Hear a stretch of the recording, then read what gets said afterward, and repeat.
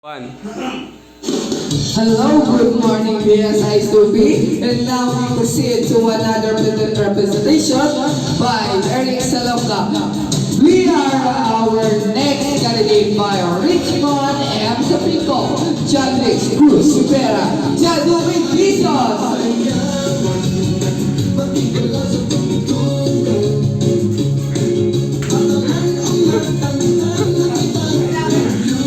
Alright, magandang sa araw po sa inyo. Ang susunod na tatanghalakin na dark side and light side of internet. Pakinggan po natin si Richmond Sapico from San Jose, Pampanga.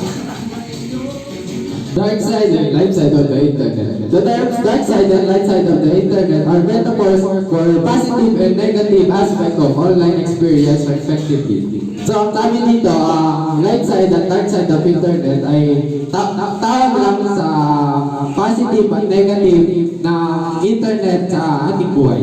Yun lamang po. Yes! Napakaganda naman mga sinabi ng mga ating mga contestant. And now we proceed to another represented by John Luis Bison from San Jose, Santa Rita, Pampanga.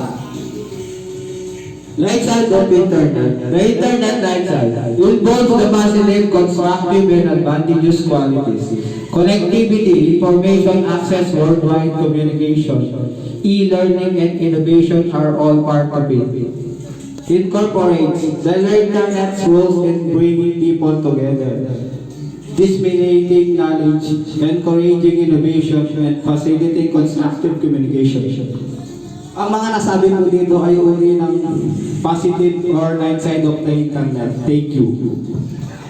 Ayun, maraming salamat John Luis. So napakalalim ng mga kanyang pahayag.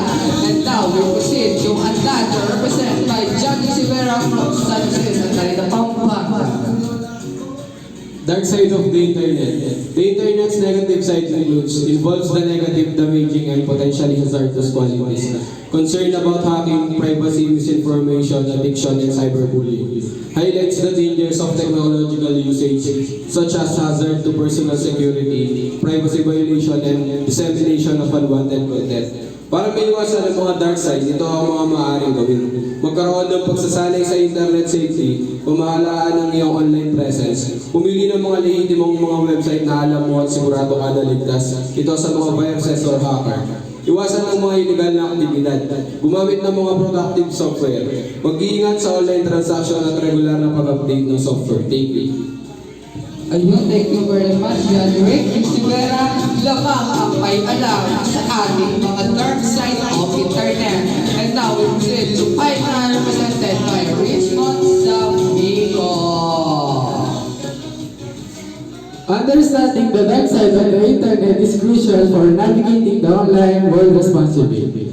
Knowing the positive aspect or light side helps users harness internet for education, collaboration, and communication, while awareness of the negative aspect or dark side allows individuals to protect them from cyber threat, misinformation, and illegal activities. Striking a balance ensures a safer and more productive online experience. So, ang sabi dito, pag understand natin yung light side at dark side ng internet ay mas may improve pa natin yung ating pagko-collaboration, education, communication, at sa paglaban naman ng dark side ay maiwasan natin ang mga cyber threat, ang mga information tulad ng fake news, gano'n, at saka mga illegal activities.